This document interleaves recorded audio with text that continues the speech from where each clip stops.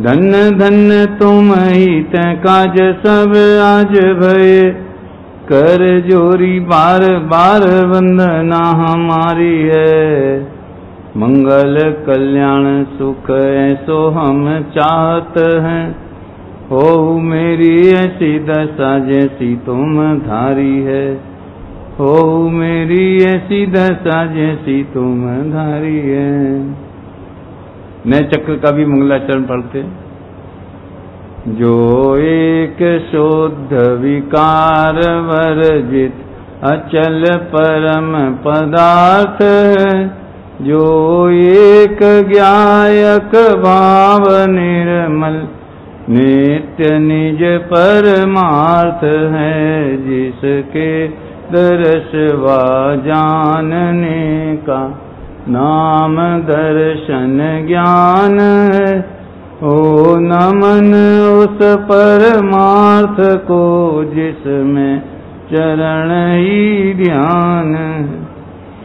निज आत्मा को जान कर पहचान कर जम कर अभी जो बन गए परमात्मा पर्याय में भी वे छवि। वे साध्य हैं आराध्य हैं, आराधना के सार ओ नमन उन जिन देव को जो भव जलधि के पार हैं।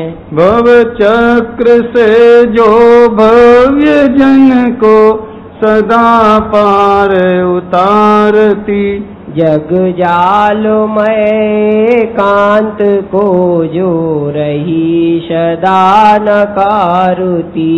निज तत्व को पाकर भविक जिसकी उतारे आरती। नय चक्र में उपलब्ध नित्य यह नित्य बोधक भारती। नय चक्र के संचार में जो चतुर है प्रतिबोध है। भव चक्र के संहार में जो प्रतिशमय सन्नद्ध है। निज आत्मा की साधना में निरत तन मन नगन है। भाव्य जन के शरण जिनके चरण उनको नमन है। कर कर नमन निज भाव को जिन जिन गुरु जिन वचन को। निज भाव निर्मल करन को जिनवर कथित नय चक्र को। निज बोधि बल अनुसार प्रस्तुत कर रहा हूँ विज्ञ जन। ध्यान रखना चाहिए यदि हो कहीं कुछ स्खलन। परम भाव प्रकाशक नए चक्र में निश्चय व्यवहार स्वरूप एवं विषय वस्तु इस प्रकरण पर आज की ये अपनी अंतिम कक्षा है। काफी विस्तार से अनेक बिंदुओं पर अपन ने विचार किया है, इस उम्मीद के साथ में कि ये क्या है, क्यों जरूरी है, कैसे इनका उपयोग किया जाता है, ये सब बातें आप लोगों के चित्त में बहुत स्पष्ट हो जाएंगी। बारंबार इसका अभ्यास इस ग्रंथ के आधार से, नए रहस्य के आधार से, सीडी के आधार से करना चाहिए, क्योंकि ये बात इसमें सबसे पहले लिखी गई है कि जिनागम में नए वाद के बिना कुछ भी नहीं लिखा गया। कल मैंने जो बताया था ना प्रतिपादक वाक्य, तो ये धवला जी में आया है कि जो कुछ भी जिनवाणी में कथन है वो नए विवक्षा से ही होता है। इसलिए कहा जाता है स्याद बाद मई तेरी वाणी शुभ नए के झरने झरते। तो ये तो उसकी उपयोगिता की बात हुई। आगामी शिविर में आप सब आमंत्रित किए गए हैं सिद्धायतन में, और आज पता नहीं किससे, शायद महेंद्र जी से चर्चा हुई है कि आगामी शिविर में नए रहस्य के आधार से निश्चय नए के भेद प्रभेद, वो नेमीचंद जी, डॉक्टर नेमीचंद जी खतौली, उसके वो बात हुई थी। निश्चय नए के 4 भेद और व्यवहार नए के 4 भेद, इन पर चर्चा करने का अभी से निश्चित किया है। ये भी एक अतिशय है 52 जिन मंदिर का कि 52वां शिविर तो निश्चित हुआ, लेकिन उसमें विषय क्या चलेगा इसका भी अपन ने मानस पहले से मनाया है। बाकी तो सब विषय निश्चित हैं ही। तो जिनागम में नए के बिना कुछ नहीं कहा, और ये भी कहा है जे नए दिट्ठी विहूणा तानन वत्थु सहाव ओवलब्धि। जो नए दृष्टि से यानी नए प्रयोग जो नहीं जानते, उन्हें वस्तु का स्वरूप उपलब्ध नहीं होता है। और वस्तु स्वभाव विहूणा सम्मा इट्ठी कहम हुंती। जो वस्तु स्वभाव को नहीं जानेगा वो सम्यक दृष्टि कैसे होगा। तो ये अनिवार्य तत्व है, ऑप्शनल नहीं है कि ये शास्त्र पढ़ा के नहीं पढ़ा, 3 लोक का वर्णन जाना के नहीं जाना, 14 गुण स्थानों का विस्तार संक्षेप जाना के नहीं जाना, है ना, वो ऑप्शनल है कि जान लिया तो बढ़िया है, नहीं जाना तो सम्यक दर्शन में कोई बाधा नहीं होने वाली।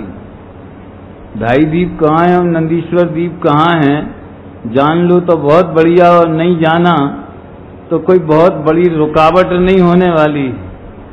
लेकिन नए विवक्षा को नहीं जाना तो आत्म तत्व का निर्णय ही नहीं हो पाएगा। ये एक समझने लायक बात है।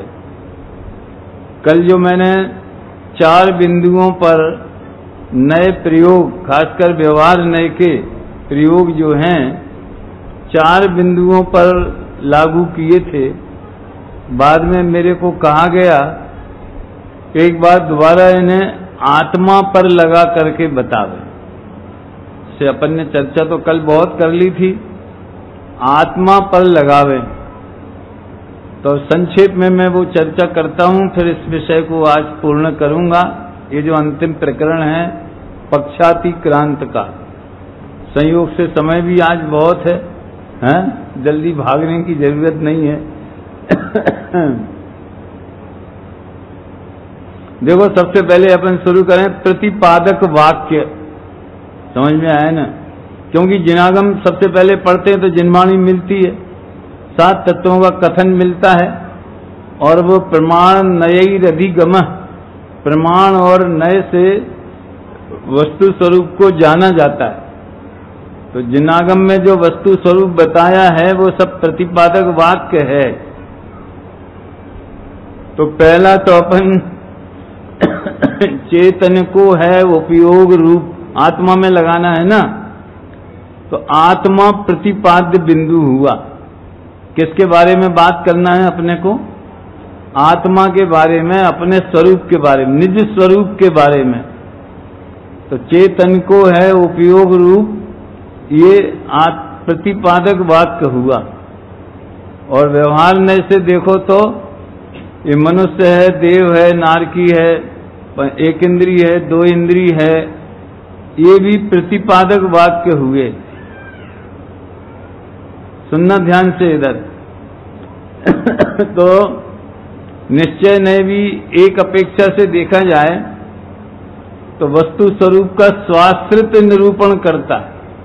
कहा था ना, स्वाश्रितो निश्चय पराश्रितो व्यवहार।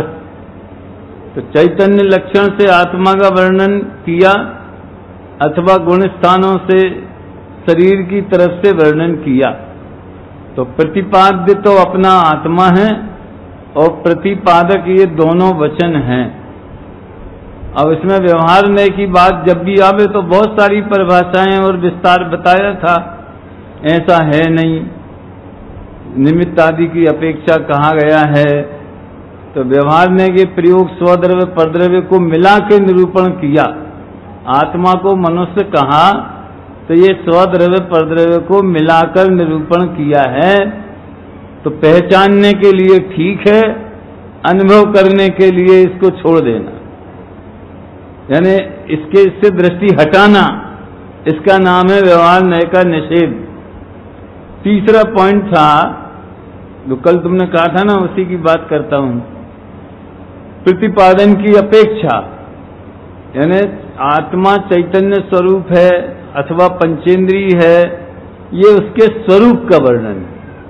किसी भी तत्व का, किसी भी बात का सबसे पहले स्वरूप बताया जाता है। फिर दूसरी बात है, अगर है तो कैसा है, किसका करता है, किसका भोगता है।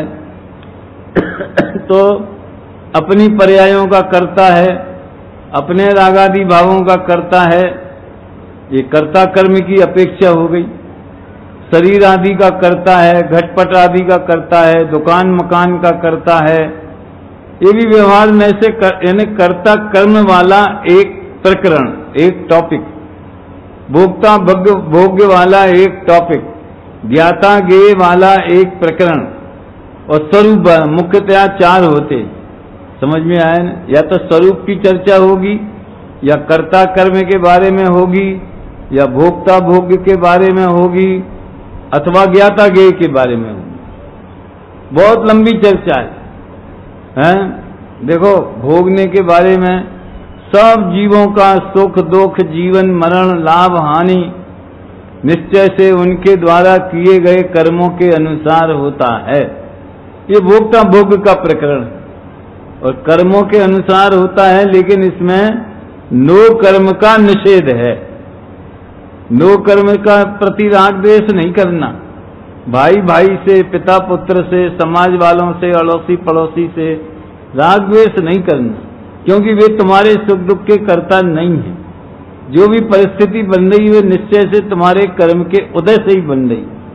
यहाँ कर्म के उदय को जीव भोगता है, ये निश्चय नहीं का कथन। स्वयं किए जो कर्म शुभाशुभ फल निश्चय ही वे देते, करे आप फल दे अन्य तो स्वयं किए निष्फल होते। ये हुआ प्रतिपादन की अपेक्षा, यानी प्रतिपादन का संदर्भ कि भोक्ता भोग के बारे में बात। अब अंतिम बात, प्रयोजन क्या है?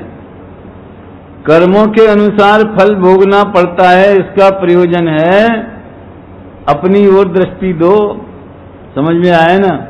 अपन नहीं कर्म बांधे थे, इसलिए उनका फल अपने को मिल रहा है। इसमें जगत में किसी से राग द्वेष मत करो। देखो, एक बहुत मार्मिक बात कहता हूं, लोक व्यवहार और जिनागम में व्यवहार न्याय का पहला स्टेप उपचरित असद्भूत व्यवहार। समझ में आया ना? ये उपचरित असद्भूत पर सारे लोक व्यवहार का महल खड़ा हुआ है। ये मेरी माता हैं, ये मेरे पिता हैं, ये मेरे मकान है, ये मेरा भाई है, ये मेरा कुल है, ये मेरा गोत्र है। ये उपचरित असद्भूत व्यवहार है। अनुपचरित भी असद्भूत भी कह सकते हैं, शरीर की बात हो तो। और जगत में भी इस व्यवहार से ही सारा लेन देन, हिसाब किताब, कुल गोत्र, परिवार, कुटुंब, ये सब चलता है। सुनना ध्यान से, बहुत मार्मिक बात है, लेकिन इसका भी प्रयोजन है। ये जो पहले नंबर का है उपचरित असद्भूत व्यवहार, इसका प्रयोजन इसमें बताया। जब अपन भेद प्रभेद पढ़ेंगे उसमें आएगा कि परस्त्री सेवन नहीं करना, दूसरे की वस्तु लेने का भाव, यानी 5 अणुव्रत और 5 महाव्रत की व्यवस्था ये पहले नंबर के व्यवहार पे खड़ी है, उपचरित असद्भूत व्यवहार पे। दूसरा नंबर का मान लो अनुपचरित असद्भूत है। तो जो भी बात कहना चाहता हूं, सारी दुनिया अगर ये समझ ले कि हमारा भला बुरा हमारे परिणामों से होता, हमारे कर्मों से होता है, दूसरे का कोई दोष नहीं है, तो बोलो समाज में, परिवार में, देश में, विश्व में कितनी शांति स्थापित हो जाए। कोई सब अदालतें बेकार हो जाए, कोई मुकदमा नहीं चले, कोई अपराध नहीं करे, स्व स्त्री पर स्त्री का विवेक रहे, स्वधन परधन का विवेक रहे, तो फिर चोरी और हत्या और बलात्कार ये अपराध क्यों होंगे?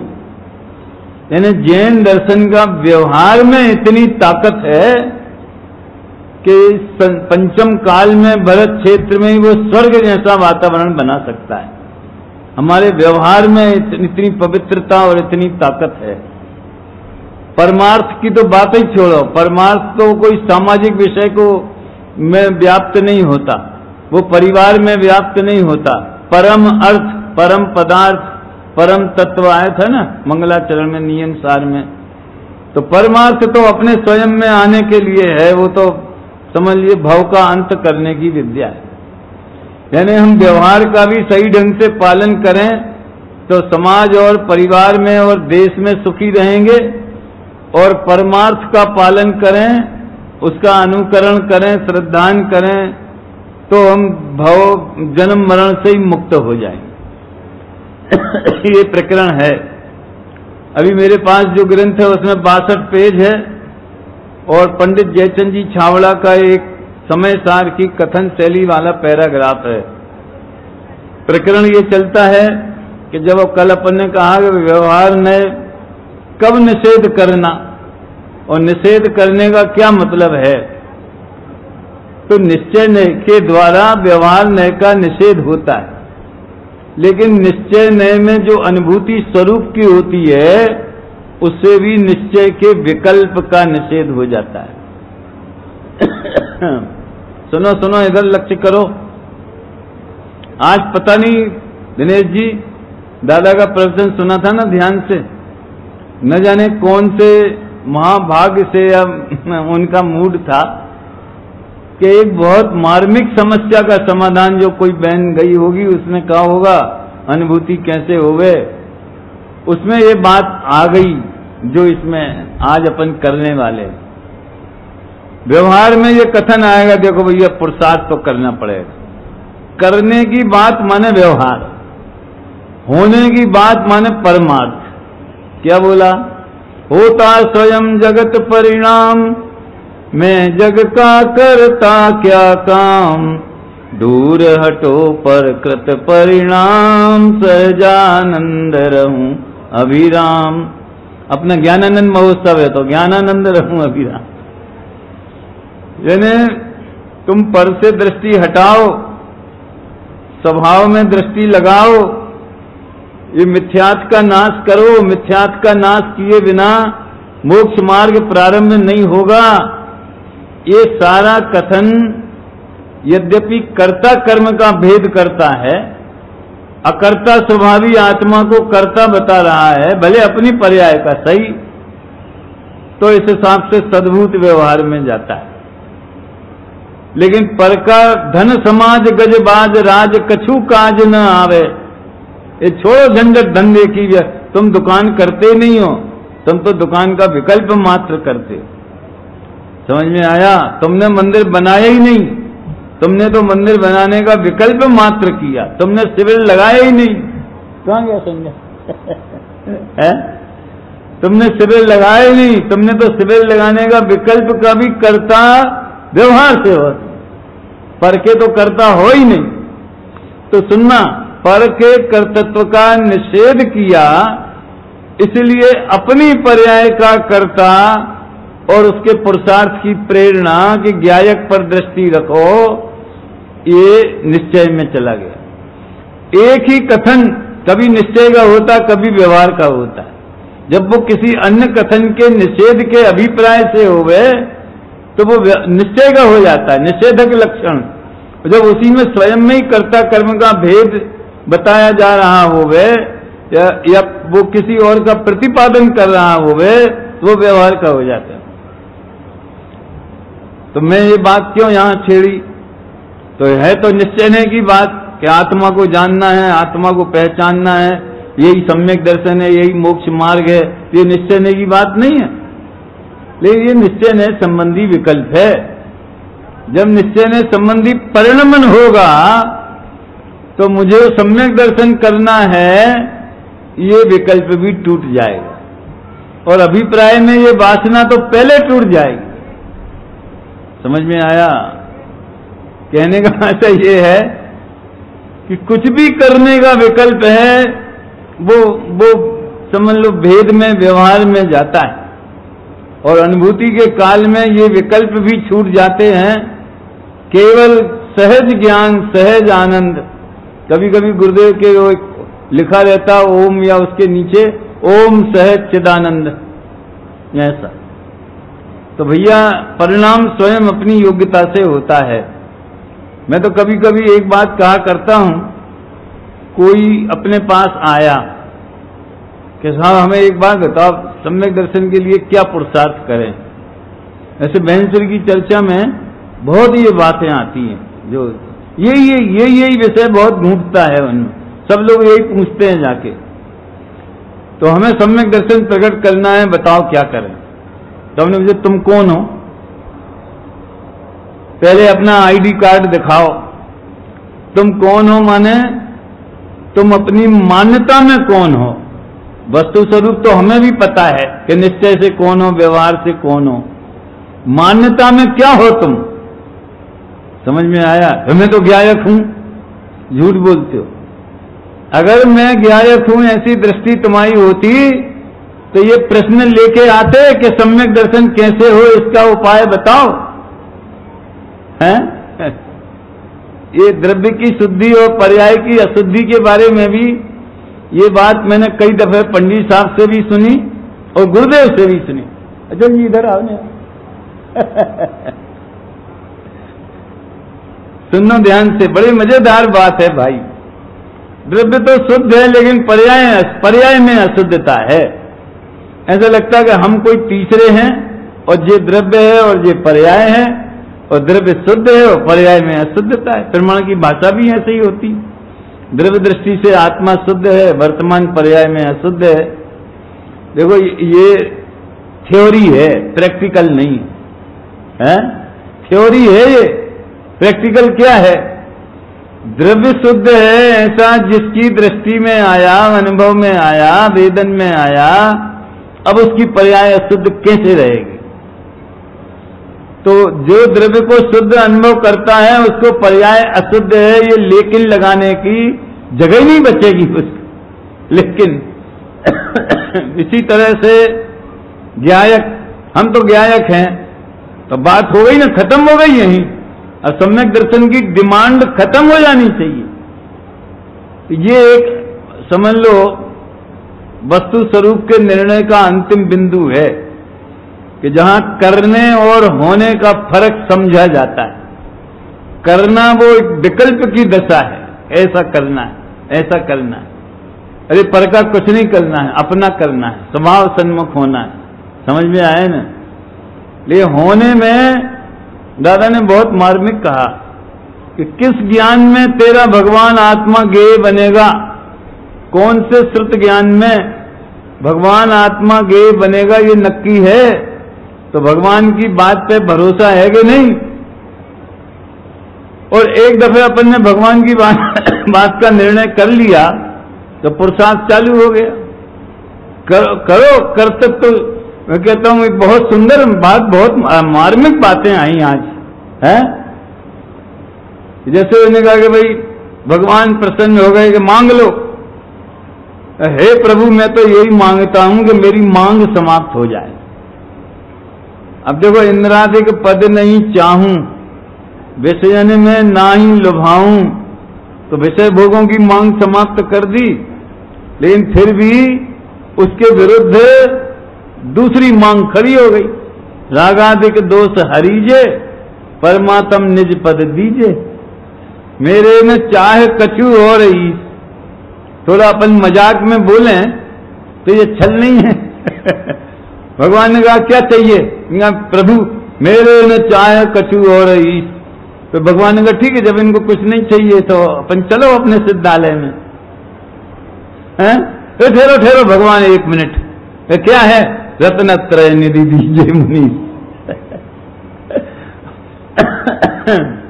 तो लौकिक चाह, 5 इंद्रिय के विषयों की चाह के निषेध के लिए रत्नत्रय की चाय मंगलमय है, समझ, वो व्यवहार में मंगलमय है, लेकिन वस्तु स्वरूप नहीं जाने और रत्नत्रय की विधि नहीं जाने तो वो पर्याय मुझे उत्पन्न करनी है, तो उसकी दृष्टि कहां रहेगी? पर्याय पर रहेगी कि ज्ञायक पर रहेगी? अभी अचल जी भी ज्ञायक की बहुत बात कर रहे थे। जब जब ज्ञायक की बात आती है तो मुझे एक विकल्प बहुत खड़ा होता है। अगर अकर तत्व का स्वरूप समझ में नहीं आया तो ज्ञायक की बात करने का कोई मतलब नहीं।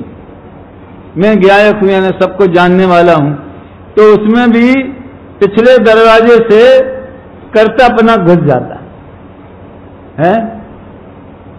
कई लोग मेरे से वो डायरी पे वो लिखवाने आते हैं, क्या बोलते हैं उसको, कुछ लिख दो, अपना नाम फोन नंबर लिख दो, ये तो मैं एक वाक्य लिखा करता हूं प्रायः, अभी आप खुद ही लिख लेना और नीचे मेरा नाम लिख लेना मुझे जरूरत न पड़े। अपने को ज्ञायक देखो, कौमा ज्ञायक को अकर्ता देखो। वो परिणाम मात्र का मैं सहज ज्ञाता हूं, अकर्ता हूं, करता नहीं अपने परिणाम का। इसलिए तो गुरुदेव बार बार कहते हैं पर्याय का सटकारक, पर्याय स्वयं अपने सटकारक से उत्पन्न होती है। द्रव्य तो त्रिकाल अपरिणामी अखंड एक रूप है, ये परम शुद्ध नय का विषय इत्यादि इत्यादि बात है। तो ये जो विषय अपन लेने वाले हैं उसका सार है, ये उस सार पहले बता दिए। देखो मिला भैया, ये जयचंद जी छावड़ा का जो है 62 पेज पे, इस ग्रंथ में पहले से ही व्यवहार नय को गौण करके और शुद्ध नय को मुख्य करके कथन किया गया है। मिला? किसको नहीं मिला? हाथ ऊंचा करो, अगल बगल का देखो, दूसरी प्रति में कोई दूसरा होगा। ये जहां समझ लीजिए निश्चय व्यवहार वाला समाप्त हो रहा है ना, उसके 5 पेज पहले, 6 पेज पहले। 62 तो मेरे पास वाली पुस्तक में है। हाँ मेरे पास तो है ही, मैं तो उसमें से पढ़ रहा हूं, उनको नहीं मिला ना। 53 पे, और नई प्रतियों में 53 पे होगा। तो व्यवहार ने को गौण किया। देखो हम गौण कर रहे हैं, हम गौण कर रहे हैं, ऐसा बार बार कहा नहीं जाता। सुनो इधर, हम व्यवहार को गौण करेंगे, हम संयोगों को गौण करेंगे, न ऐसा कहा जाता है न ऐसा सोचा जाता है। शुद्ध नय के या निश्चय नय के विषय पर ज्ञान का लक्ष्य गया, ऑटोमेटिक व्यवहार गौण हो गया। अरे चौराहे पे मान लो आपका वो बोर्ड लगा हुआ है कि इधर ग्वालियर है, इधर झांसी है, इधर फलाना है, और आप ग्वालियर की तरफ मुड़ गए तो बाकी के रास्ते एक अपेक्षा कहो तो गौण हो गए। गौण इसलिए कि उनकी भी स्वीकृति है, लेकिन हम उस पर नहीं जा रहे। आज नहीं गए तो कल झांसी जा सकते हैं, ऐसी कोई बात थोड़ी है। और वर्तमान में उसका निषेध हो गया जब वहां नहीं जाना। समझ में आया ना? कोई वो बोली अच्छी है, 4 लेन बन गया, सड़क बहुत अच्छी है, तो सड़क का चुनाव इसलिए किया जाता है कि 4 लेन है कि 2 लेन है कि हाईवे है कि अच्छी है कि बड़ी सुविधाएं हैं, इससे आधार पे होता है कि मंजिल के आधार पे होता है। तो पहले ही गौण किया। कब किया? 6वीं गाथा में। प्रमत्त नहीं है, अप्रमत्त नहीं है, हो गया गौण, और शुद्ध नय को मुख्य करके कथन किया गया है। चैतन्य के परिणाम पर निमित्त से अनेक होते हैं। क्या कहा? चैतन्य के परिणाम पर निमित्त से, यानी कर्म के उदय उपशम क्षय उपशम के निमित्त से अनेक होते हैं। उन सबको आचार्य देव पहले से ही गौण करते आए हैं। ये कलश 70 का भावार्थ है। ये भी पक्षातिक्रांत वाले प्रकरण, यानी पूरे कर्ता कर्माधिकार और जीव जी अधिकार में ये अध्यवसान आदि भाव जीव के नहीं है। हो गया गौण, जीव में नहीं है ऐसा स्वीकार करो। ये भी गौण करने का एक तरीका है। समझ में आया? यद्यपि नहीं है में विकल्प में तो मुख्य हो ही जाता है, ये जीव में से हटाना। और उन्होंने जीव को शुद्ध चैतन्य मात्र कहा है। पूरा समय सार बस एक स्वर में भगवान आत्मा चैतन्य स्वभावी। इस प्रकार जीव पदार्थ को शुद्ध, नित्य, अभेद चैतन्य मात्र स्थापित करके, ये कौन से नए का कार्य है? शुद्ध है, नित्य है, अभेद कारण एक शुद्ध विकार वर्जित अचल परम पदार्थ है, एक ज्ञायक भाव निर्मल नित्य निज परमार्थ है। हो गया ना, ये निश्चय नए का विषय हुआ। और भेद करके कहो तो शुद्ध निश्चय नए का स्वरूप हुआ। अब कहते हैं कि जो इस शुद्ध नए का भी पक्षपात करेगा वो भी शुद्ध स्वरूप के स्वाद को प्राप्त नहीं होगा। अभी आज अंतिम सीढ़ी है भैया, अंतिम कलश है ये, है गजब बात। अपन को ये बात बहुत गंभीरता से समझना है, शुद्ध नए का पक्षपात क्या होता है और अशुद्ध नए या व्यवहार नए का पक्षपात क्या होता है। देखो मैं इस पूरा तो नहीं पढ़ पाऊंगा 6 पेज, ये सब हमारी सीडी में है, सब नए रहस्य की। कुछ दिनों में हम कोशिश करेंगे वो YouTube पर भी आ जावे ऑडियो में।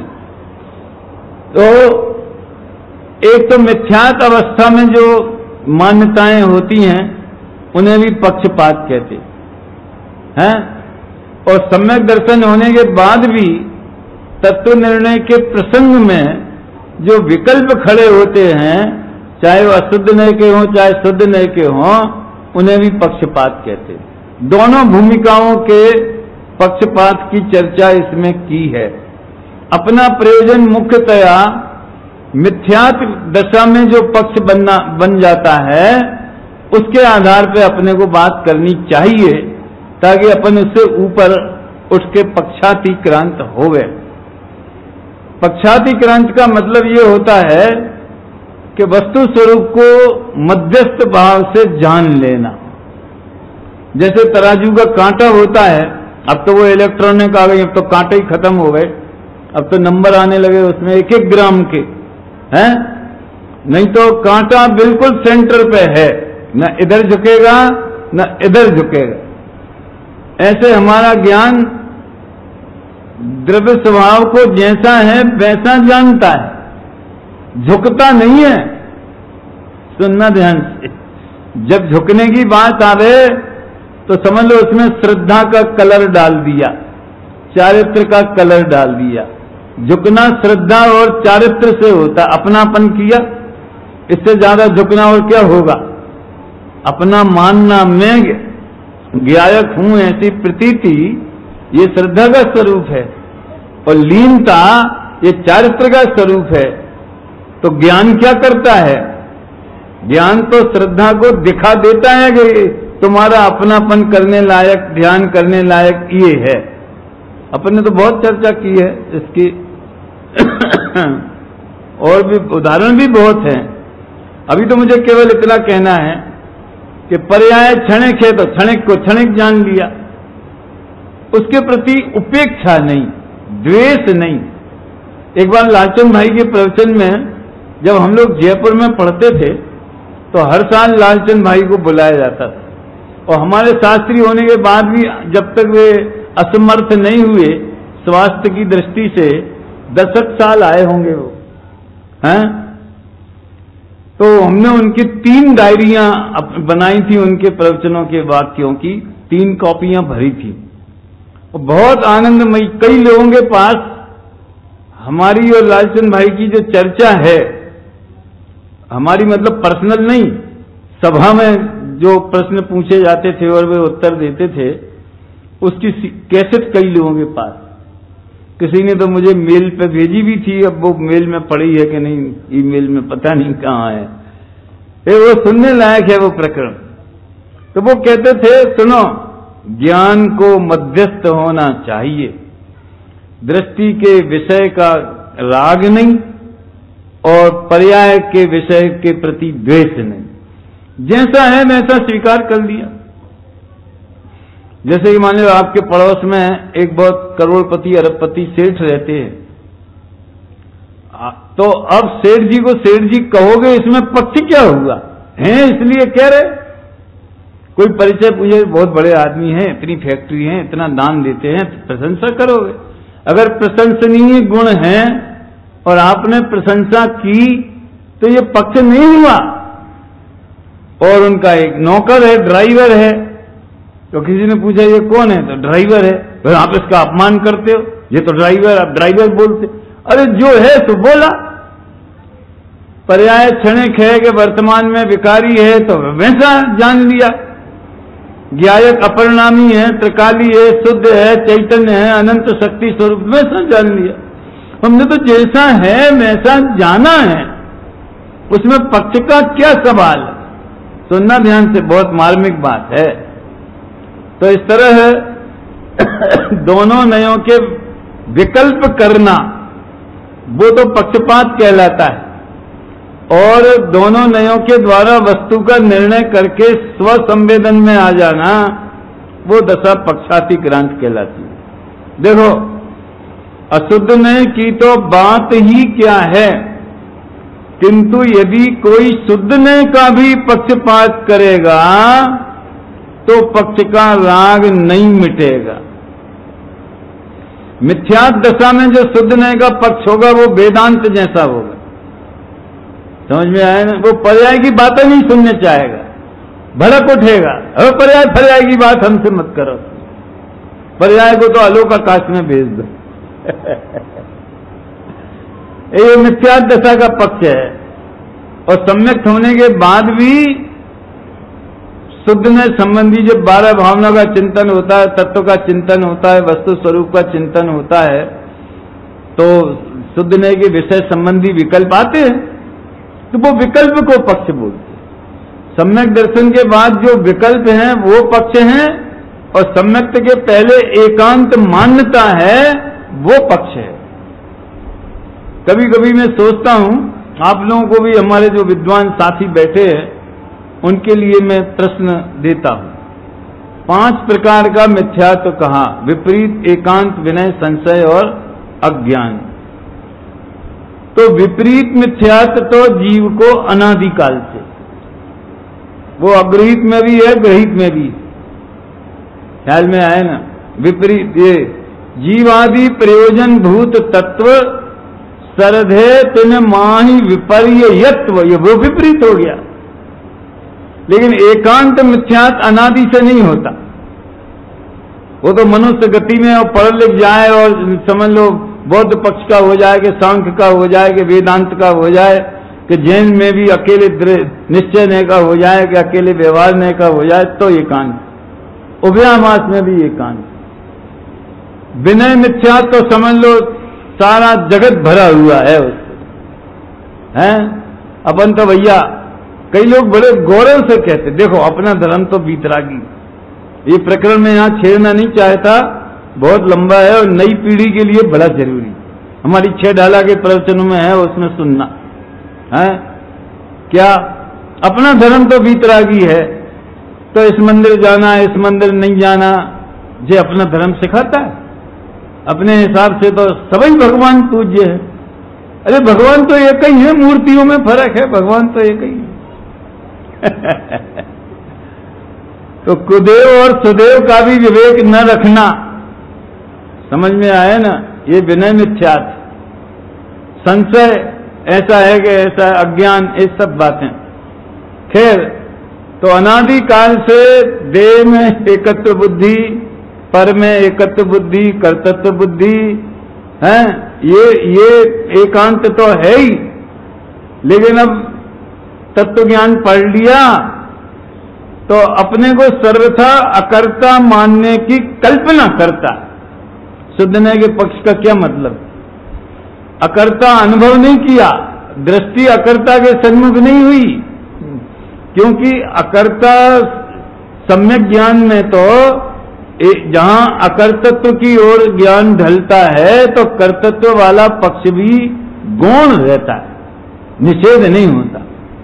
द्रव्य न तो सर्वथा अपरिणामी है और न सर्वथा परिणामी है, कथनचित परिणामी है और कथनचित अपरिणामी है। द्रव्य के पलटने का नाम ही पर्याय, क्रिया पर्याय की फिरनी वस्तु एक त्रय नाम है। कर्ता परिणामी द्रव नाम आए ना, कर्ता परिणामी द्रव कर्म रूप परिणाम क्रिया पर्याय की फिरनी वस्तु एक त्रय नाम। कहने का आशय यह है कि गायक के अनुभव के लिए दृष्टि में स्व संवेदन ज्ञान उछले और वो अंदर जाए, ये पक्षातिक्रांत वाली।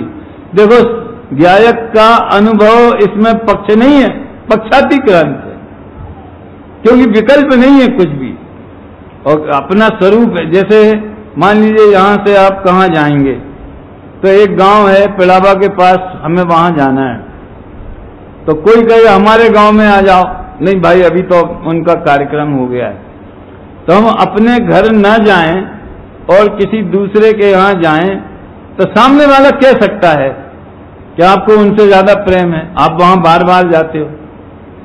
और हम कहीं भी कभी कार्यक्रम पूरा करके अपने घर जावे हैं तो उसमें पक्ष का आरोप लगेगा, तुम्हें देवलाली का बड़ा पक्ष है, तुम तो साल में वहां 6 महीने रहते हो, खनिया नाना रहो, तो तुम्हें खनिया नाना का है। समझ में? एक देखो मजिस्ट्रेट न्याय करता है तो वो किसी न किसी के पक्ष में और किसी न किसी के विपक्ष में जाता ही है। कोई ऐसा फैसला हुआ जिसमें दोनों पक्ष निर्दोष साबित हुए हों या दोनों पक्ष दोषी, ऐसा कैसा फैसला हो सकता है? एक आदमी ने हत्या की तो या तो निर्दोष साबित होगा या दोषी साबित होगा। तो निर्दोष क्या होगा तो मीडिया वाले लिखेंगे उसके पक्ष में जज ने फैसला दिया, लेकिन पक्ष फैसले से नहीं होता है, सुनना ध्यान से, अभिप्राय में होता है। अगर वास्तव में उसको वो निर्दोष लगा है गवाहों और सबूतों के आधार से, तो उसका फैसला निष्पक्ष ही कहा जाएगा।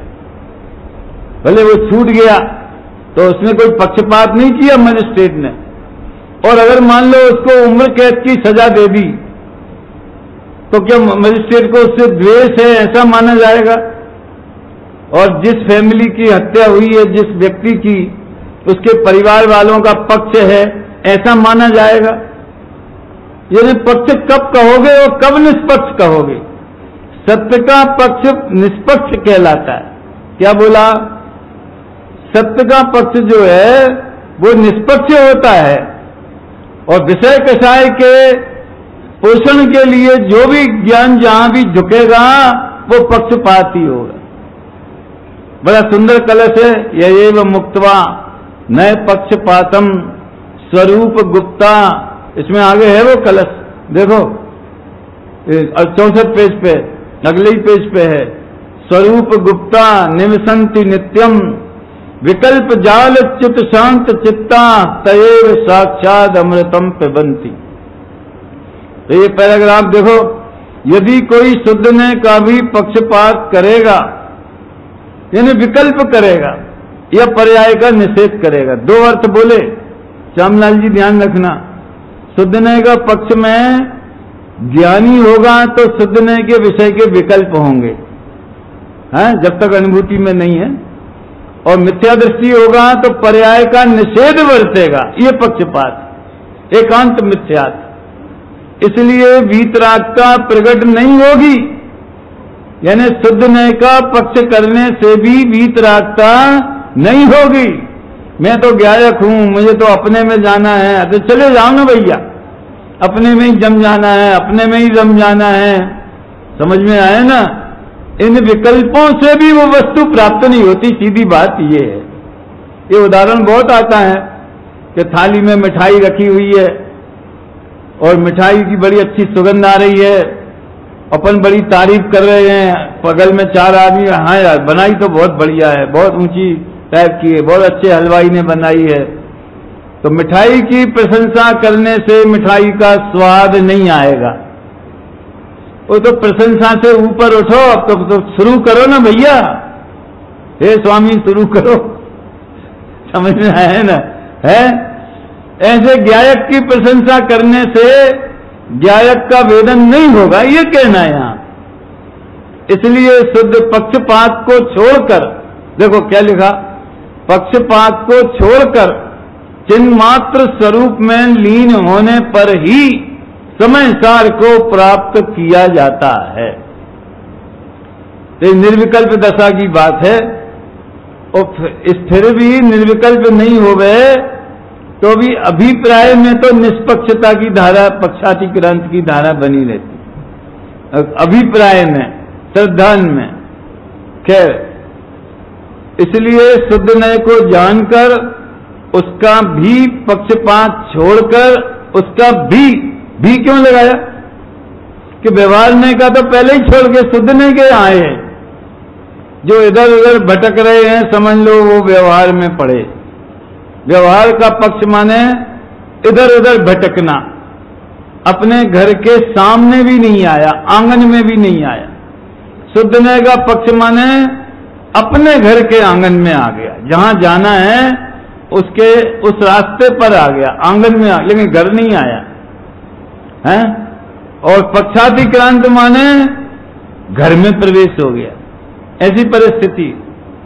ध्यान रहे यहां देखो, पहले ऊपर का पढ़ता हूं। शुद्ध नय को जानकर उसका भी पक्षपात छोड़कर शुद्ध स्वरूप का अनुभव करके स्वरूप में प्रवृत्ति रूप चारित्र प्राप्त करके वीतराग दशा प्राप्त करना चाहिए। बहुत सुंदर प्रकरण है। मैं मनुष्य हूं, मैं देव हूं, मैं इस गुण स्थान वाला हूं, मुझे इस प्रतिमा में, इस भूमिका में ये विकल्प है, ये अणुव्रत है, ये महाव्रत, ये सब व्यवहार के विकल्प हैं। नहीं भैया, ये तो सहज होते हैं। देखो, व्यवहार का पक्ष छोड़ना माने व्रतशील संयम छोड़ना नहीं होता। ये मैं शुरू से कह रहा हूं, पहले दिन से। ये जो मेरे को इसने बताया राजन ने कि ये यू स्ट्रीम पे भी जाता है और यूट्यूब में भी जाता है, तो आप उसको मतलब डाउनलोड करके अब सेव कर सकते हो, कर लेना चाहिए। जो भी वो जादू के पिटारा का विद्या जानते हैं, दादा बोलते ना जादू का पिटारा। पहले दिन कहा था कि ये प्रकरण हमने इसलिए लिया है कि लोग कहते हैं कि व्यवहार है माने पूजा पाठ है, तो ये हल्ला चलता है दुनिया में। तो व्यवहार का पक्ष छोड़ना माने पूजा कर देना छोड़ना, कि व्रतशील संयम छोड़। खरेखर तो तुम्हारे हाथ में नहीं है भाई साहब, काय को धोखे में पड़े हो। छोड़ के बताओ तो जाने। समझ में आया ना? देखो, यहां जितने लोग बैठे हैं, मैं एक प्रपोजल देता हूं। ये दुनिया में इतने शराब और मांस के बारे में हल्ला होता है, ये शराब पीना के नहीं पीना, विरोध में अविरोध में, मांस में, इसमें थोड़ा अपन को विकल्प नहीं आता। जरा चक्के तो देखें उसमें है क्या दम, करके बताओ, वो विकल्प करके बताओ ना। मेरा इशारा समझा? तुम्हारे हाथ में है वो इच्छा पैदा करना।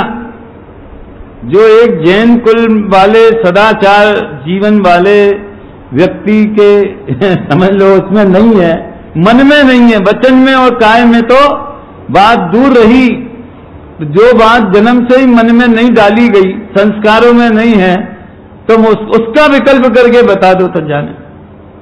जिस चीज के बारे में कभी नहीं सोचा, सात व्यसन के बारे में, परस्त्री सेवन के बारे में, वेश्या सेवन के बारे में, शिकार के बारे में, तो तुम कर सकते हो ना। विकल्प तो करे, क्रिया मत करना, विकल्प तो कर ही सकते हो ना।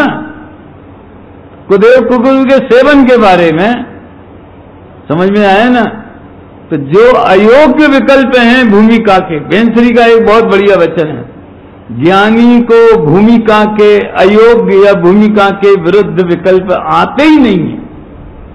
उसके लिए अपन को मेहनत करनी पड़ती, सोचना पड़ता है कि नहीं ये ऐसा नहीं करना, आप अपने को इन चीजों से दूर लेना, ऐसा नहीं करना, ऐसा सोचना पड़ता है। तो हम कहां विकल्प करता हुए? जब हम अपने मर्जी का विकल्प कर नहीं सकते तो कहां करता हुए? तो जो आने योग्य विकल्प हैं उसे हटा सकते हैं। जिन दर्शन के, जिन पूजन के, स्वाध्याय के, तत्व चिंतन के, सत्संग के, इनको हटा दो। इनको तो हमें लड़ने के लिए तो कह देंगे हाँ हटा देंगे, हटा, वो अपने बस की बात नहीं है हटाना। विशाल ख्याल में आता कि नहीं है? तो ये है भाई, शुद्धने को जानकर उसका भी पक्षपात छोड़कर शुद्ध स्वरूप का अनुभव करके स्वरूप में प्रवृत्ति रूप चारित्र प्राप्त करके वीतराग दशा प्राप्त करना चाहिए। अब किसी को ऐसा लगेगा यार ये वीतराग दशा तो केवली भगवान को होती है, तो इनका देखो भैया 142 गाथा की टीका इसमें लिखी है। उसका भाव ये है कि जैसे आत्मा कर्म से बंधा है, केवली भगवान हमारे आत्मा को देख रहे अपने ज्ञान से, तो अबद्ध स्पष्ट स्वभाव को भी देख रहे और कर्मों से बंधे हैं इस परिस्थिति को भी देख रहे, लेकिन वो कोई तरंग नहीं उठती उनके ज्ञान में कि ये बद्ध स्पष्ट है तो क्यों है, कि क्यों बंधा है, कि अच्छा है कि बुरा है कि नहीं है कि क्या है, कोई फर्क नहीं। और अबद्ध स्वभाव को देखकर भी उनके अंदर कोई तरंग नहीं उठती, वे बिल्कुल वीतराग भाव से दोनों नयों के विषय वस्तु को सहज जानते मात्र हैं। ठीक है, हैं? और उसी तरह श्रुत ज्ञानी भी अनुभूति के काल में अबद्ध स्पष्ट स्वभाव का अनुभव करता हुआ, ध्यान रखना, उसका अनुभव करता हुआ, लेकिन इस पक्ष को भी जानता है, उस पक्ष को भी जानता है। देखो मैं भावार्थ पढ़ता हूं, भावार्थ थोड़ा सरल है, सरल भाषा में किया है। जीव कर्म से बंधा हुआ है तथा नहीं बंधा हुआ है, ये दोनों नए पक्ष हैं। कोई कहता बंधा है, कोई कहता नहीं बंधा है। अरे भाई साहब, नहीं बंधे में भी वो बंधन याद तो आता ही है आखिर, ये बड़ी मुसीबत है। नेगेटिव में भी हमें शराब नहीं पीना, हमें शराब नहीं पीना, हमें याद क्यों कर रहे तुम? समझ में आया? याद क्यों कर रहे हो? हैं? तो जीव कर्म से बंधा हुआ है, नहीं बंधा हुआ है, ये दोनों नए पक्ष हैं। उनमें से किसी ने बंध पक्ष का ग्रहण किया, उसने भी विकल्प ही ग्रहण किया। किसी ने अबंध पक्ष का पक्ष लिया तो उसने भी विकल्प ही किया, स्वभाव को दोनों ने नहीं पकड़ा। किसी ने दोनों पक्ष लिए तो उसने भी पक्षरूप प्रमाण का पक्ष, उसने भी विकल्प का ही ग्रहण किया। परंतु ऐसे विकल्प को छोड़कर जो कोई भी पक्ष को ग्रहण नहीं करता, वही शुद्ध पदार्थ का स्वरूप जानकर उस रूप समय सार को, शुद्ध आत्मा को प्राप्त करता है। नए पक्ष को ग्रहण करना राग है, इसलिए समस्त नए पक्ष को छोड़ने से वीतराग समय सार हुआ जाता है। अब इसमें लिखा है ना, ये जैसे वो उसके पहले वाले कलश है ना, जो 20 कलश एक से हैं, उसमें एक पंक्ति रिपीट होती है, सुनो बड़ी मजेदार। एकस्य बद्धो न तथा परस्य चित्तिद्वयो द्वौविति पक्षपातम यस्तत्ववेदी चित पक्षपातः तस्यास्ति नित्यं खलु चिदेव। एकस्य बद्धो, एक नए का पक्ष के आत्मा अनादिकाल से कर्मों से बंधा है। न तथा परस्य, वो निश्चय की लैंग्वेज। तो दूसरे ने क्या बोला? नहीं नहीं, बंधा हुआ नहीं है, वो तो केवल संयोग से कहा जाता है, नहीं बंधा बना कुछ। आत्मा बताया था ना अमूर्तिक होने का फायदा, कि आत्मा कर्म से बंध नहीं सकता, जो अमूर्तिक है। तो आचार्यों से पूछा गया कि अमूर्तिक और मूर्तिक कैसे बंधे? अरे भैया वो व्यवहार से मूर्तिक। वर्ण रस पंचगंधा काय में आता है? बोलो। वर्ण रस पंचगंधा दो फासा अठ निश्चया जीवे रोसंती अमुत्ति तदो व्यवहारो मुक्ति बंधा दो। कर्मों से बंधा है तो व्यवहार से हम आत्मा को मूर्तिक कहते, स्वभाव से अमूर्तिक है तो स्वभाव में बंध नहीं। व्यवहार से मूर्तिक कहा तो बंध भी व्यवहार से, क्या प्रॉब्लम?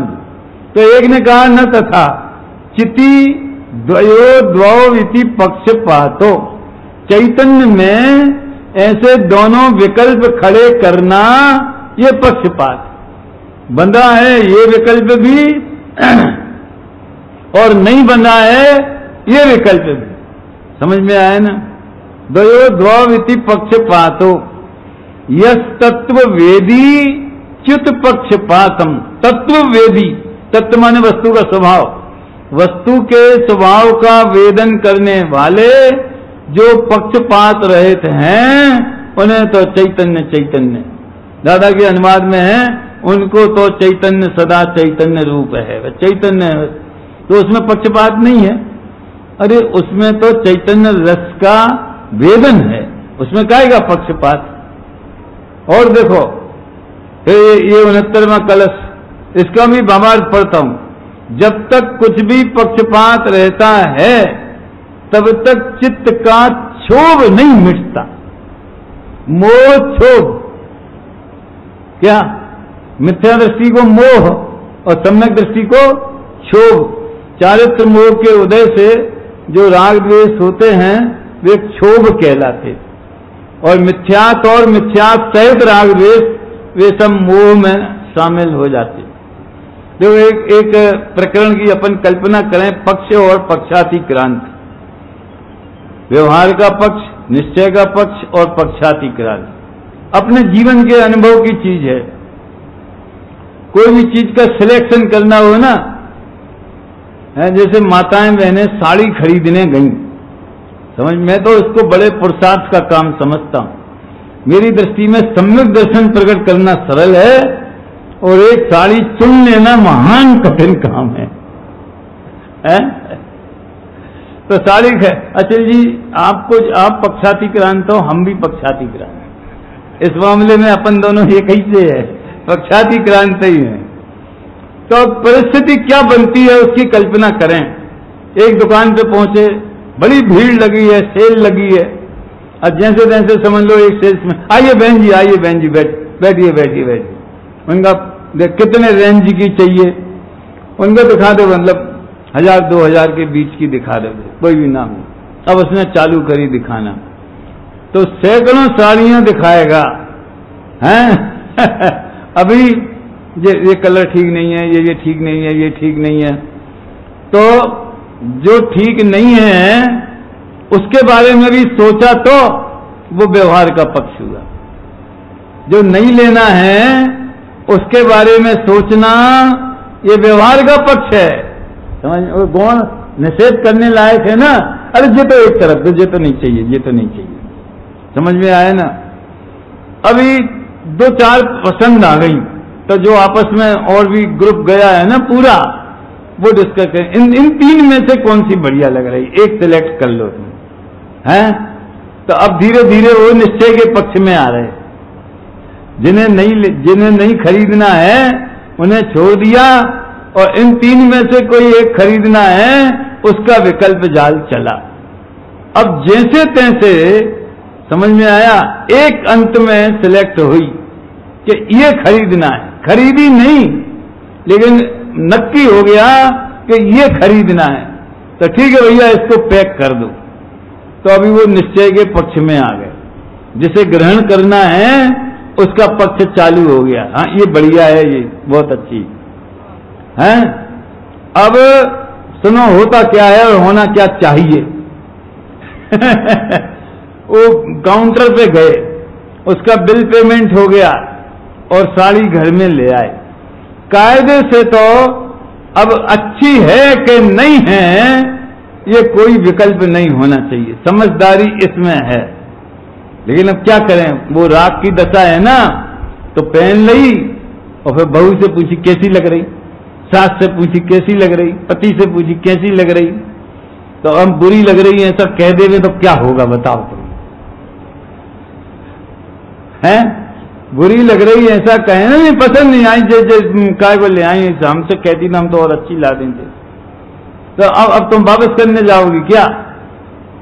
वास्तव में देखा जाए, ऐसे इसमें वो हार का उदाहरण दिया है, घोड़े का उदाहरण दिया है। देखो 66 पेज पे बड़ी मजेदार बात, मैंने साड़ी का उदाहरण दिया, इसमें घोड़े का उदाहरण दिया।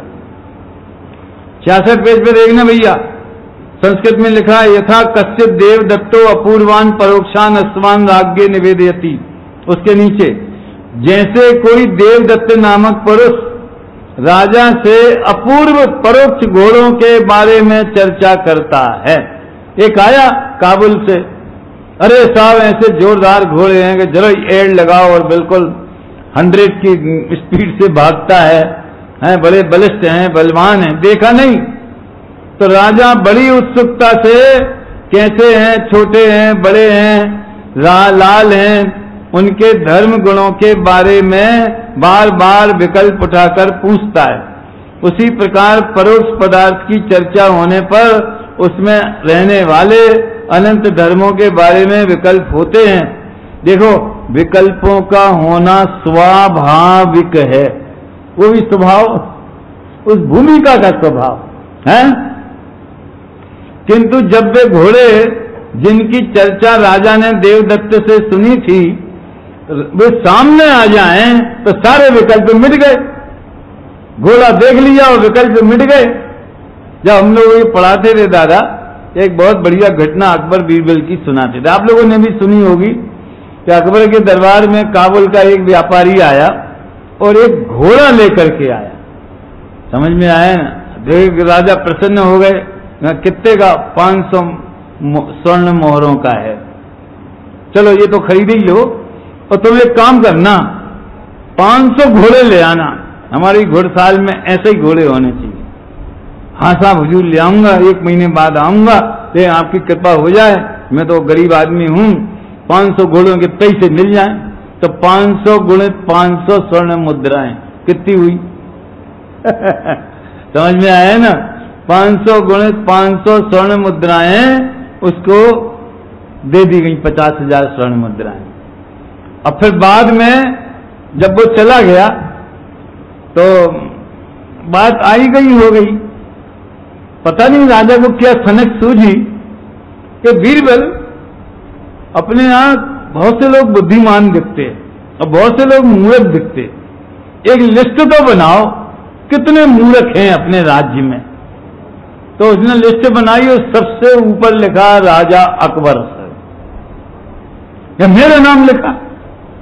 समझ में आया? मेरा नाम क्यों लिखा? अरे वो अजान आदमी, आपने न उसका पता ठिकाना पूछा, न कोई इंक्वायरी करी, न जो बोल रहा है वो सच बोल रहा है कि नहीं बोल रहा है, आपने 500 घोड़ों के पैसे दे दिए, ये मूर्खता नहीं है तो क्या है? राजा बोले अगर वो आ गया तो बोले आपका नाम काट दूंगा, वो उसका लिख दूंगा। अरे इतना मूर्ख! अरे राजा ने आंख के अंधे गांठ के पूरे उन्हें पैसा दे दिए, अब वो फिर भी वो लेके आ गया। समझ में आया ना? तो लौकिक दृष्टि से तो ये तो मुझे घोड़ों के प्रसंग में याद आया हैं। और कैसे होंगे, कैसे होंगे, कैसे होंगे? परोक्ष वस्तु के बारे में विकल्प होता है। जब तक भगवान आत्मा विकल्पों में परोक्ष है तब तक पक्षपात, और जब स्वभाव का अनुभव हो गया तो पक्षातिक्रांत हो गया। कोई भी चीज आप जगत में लेने के पहले यानी अपनापन करने के पहले, मकान खरीदना हो, खरीद लिया, सौदा हो गया, तो इससे बढ़िया और कोई नहीं है दुनिया में। अब वो तो अपनापन में पक्षपात का अभाव हो जाता है। क्या बोला? मतलब बहू लाना है घर में तो उसके पहले खूब ऊहापोह करो, खूब समझ लो, इंक्वायरी करो, लेकिन जब पक्की हो गई बात अब विकल्प खड़ा करने की जरूरत नहीं। अब पूछ रहे हैं दो आदमियों से, और भैया हमारा वहां संबंध पक्का हो गया है, बताओ जरा आप क्या कैसे लोग? मूर्ख हो, पक्का हो गया आप पूछते हो हैं? तो पक्के का मतलब पक्षातिक्रांत होना, अपनापन। कोई पराई चीज हो लौकिक दृष्टि से अगर उसमें अपनापन करना है तो पहले खूब ऊहापोह कर लो, वो पक्ष की भूमिका है। तो जो साड़ी खरीदनी है उसके बारे में खूब सोच लो, वो पक्ष है। और खरीद के पहन के जब पहनने का आनंद आया तब पक्षातिक्रांत हो गया। दोनों नयों के विषय को जानकर, वस्तु स्वरूप को यथार्थ समझकर स्व संवेदन ज्ञान में पक्षातिक्रांत दशा प्रकट हो, इस पवित्र भावना से मैं ये बात अब यहीं पूरी करता हूं। अभी